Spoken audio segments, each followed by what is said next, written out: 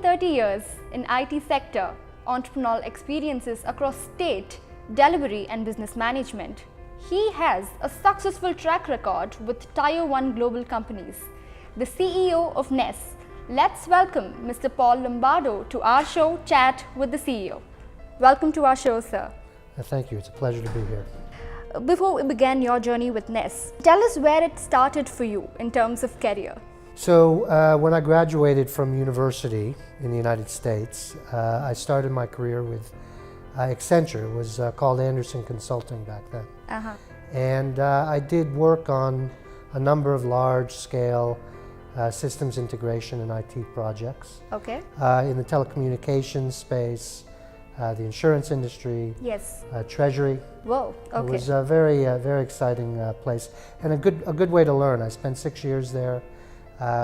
We were constantly being challenged to grow and learn new things. That's great. So how was your journey with Ness so far? I think you joined in 2009, if I'm not wrong. I joined in 2009. After Anderson, I had done startups and big companies, and I joined in 2009 running the European business.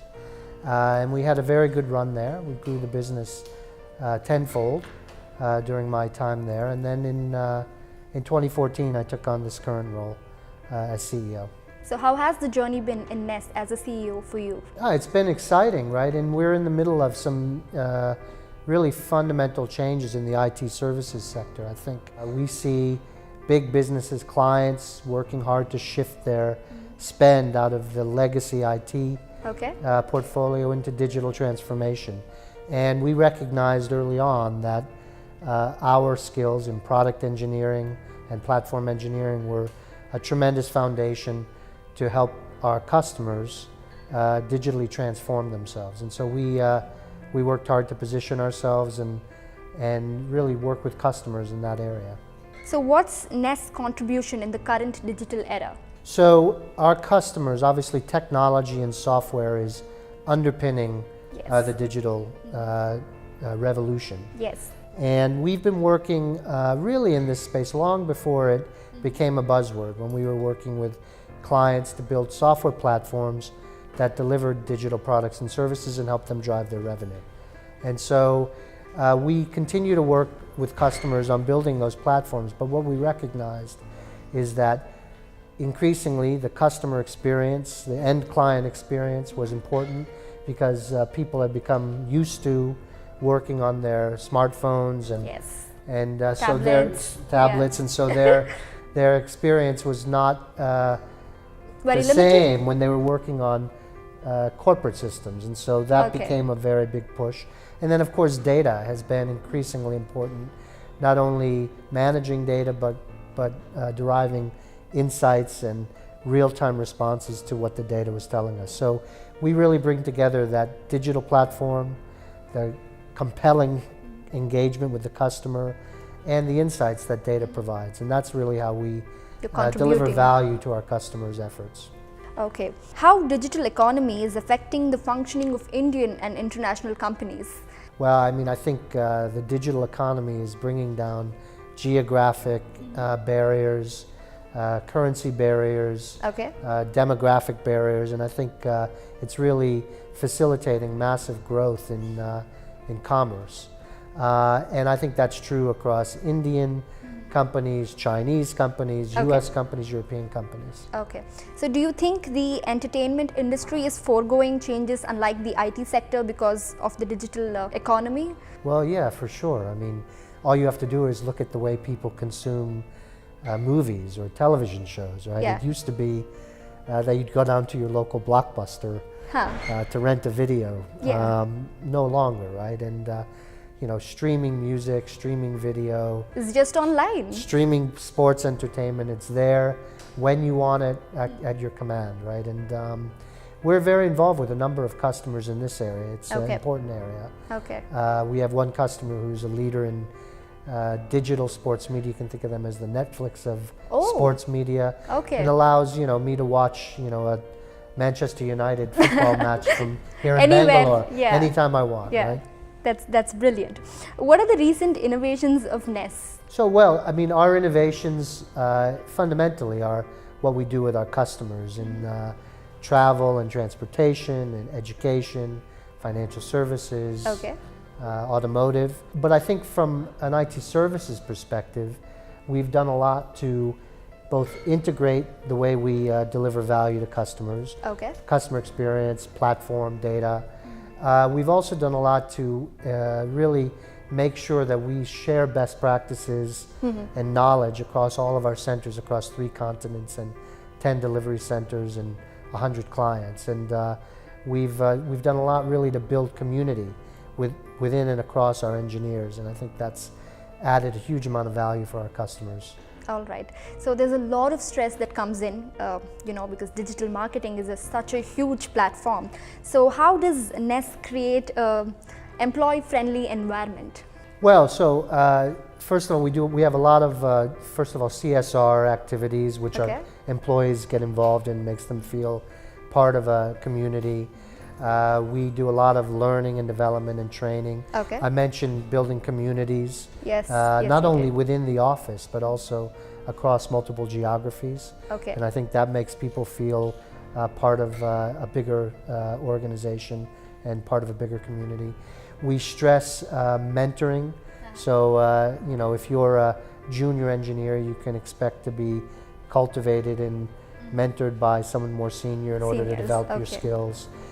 So, this is all contributing to really a sense of belonging, but also a sense of forward progression, an ability to fulfill your ambitions, and of course, working with clients who are trying to drive technology at the leading edge and disrupt their industries, make people feel like they're making a real contribution to their customers' business, but also to the way consumers operate in the digital economy.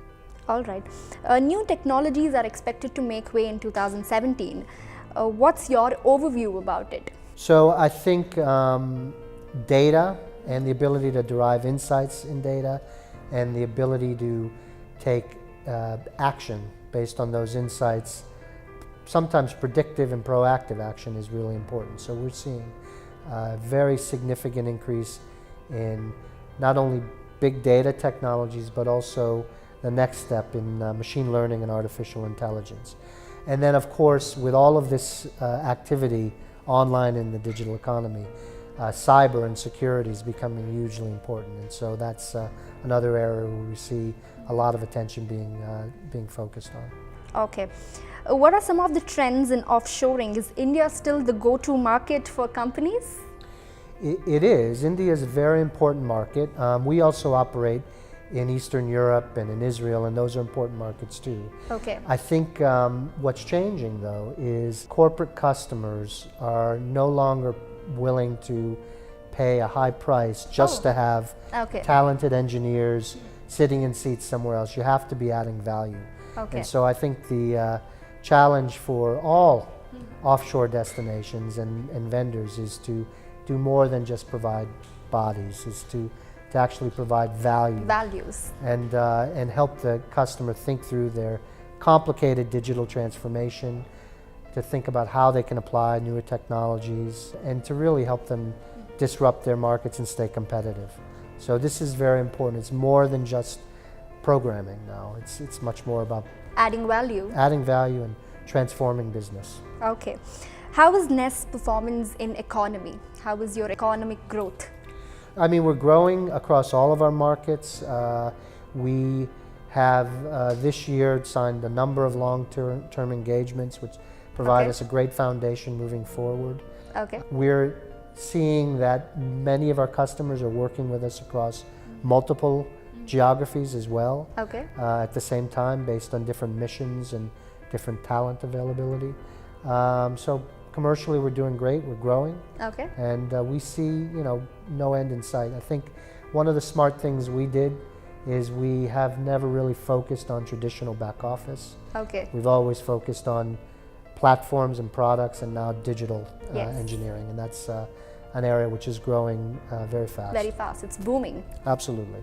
Okay. How is Ness gearing up to face competition in the IT industry? Well, I mean, the battle never ends, right? Yes. So we are continuing to drive more skills in our people, more forward-looking offerings to our customers. Okay. We are investing in IP and accelerators to help reduce risk and reduce time to market for our customers. And Okay. I think these are really important. Okay, let's talk about Paul. We spoke a lot about professional aspects. So there's so much of traveling that's involved in your work. So how do you take time off? What do you do when you're free? So I try to make sure I'm home every weekend. I do travel a lot, Okay. but I have 3 teenage children. Oh, I live in London, which actually helps because it's a beautiful place. and it's a direct flight just about everywhere, so I can get home on the weekends. So on the weekends, I spend time with my children and my wife. My wife's British, although I'm American. Okay. I've lived in the UK for a long time. My kids are busy as they are. One of my daughters, Rose. My son is very musical. He plays Okay. piano and saxophone. One of my daughters is in Peru for Okay. the next month on a school. Vacation? No, it's more of a trip doing Okay. community service and, Oh. and also hiking up Machu Picchu. So it's exciting. I've been watching the Twitter feed. So do you think that your kids will also continue in the field of digital marketing, that you are booming in? Who's to say? My oldest daughter, who's approaching college age, is interested in zoology. Oh, okay. So the others will see. Remains to be seen. All right. So you've already mastered multiple roles in your career. So how are you able to master the role of a family man? Are you able to give time to your family? Because you say they keep traveling, you keep traveling.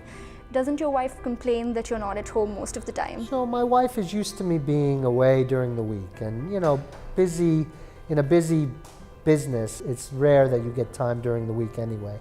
But I'm home, as I said, every weekend, and that time is dedicated to my family. Family. So that's important to me.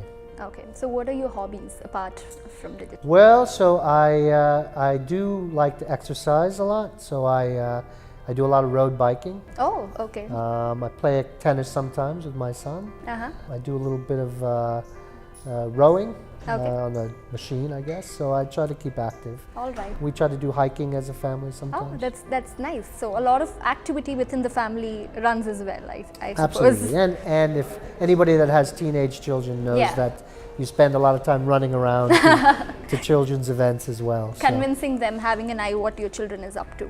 well, and shuttling them around and watching rowing regattas and concerts, etc.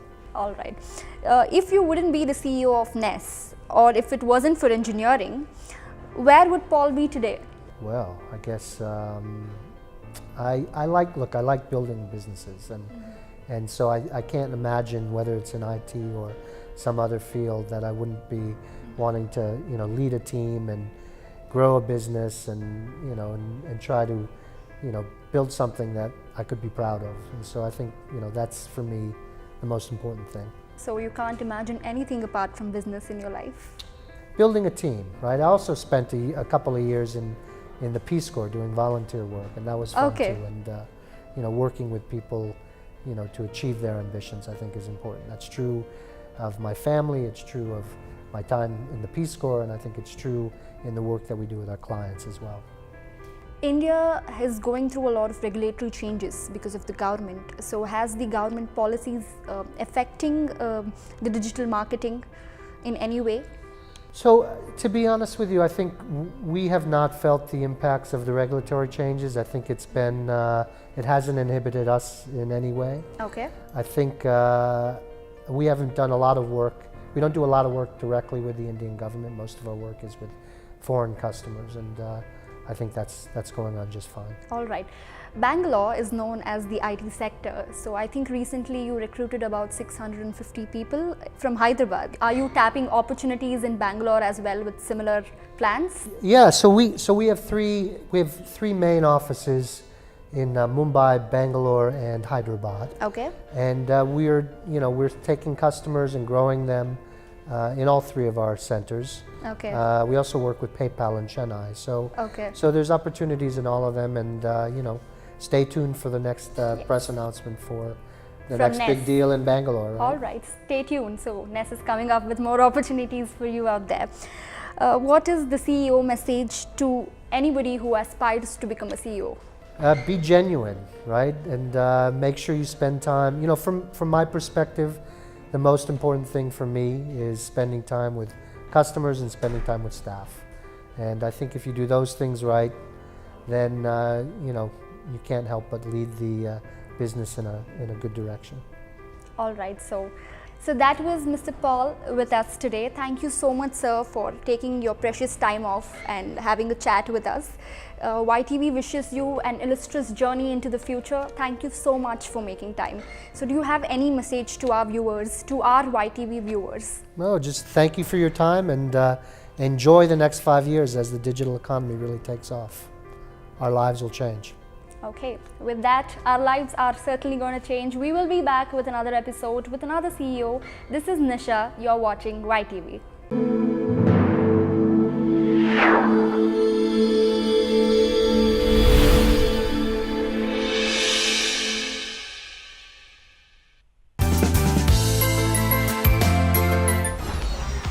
It's your channel.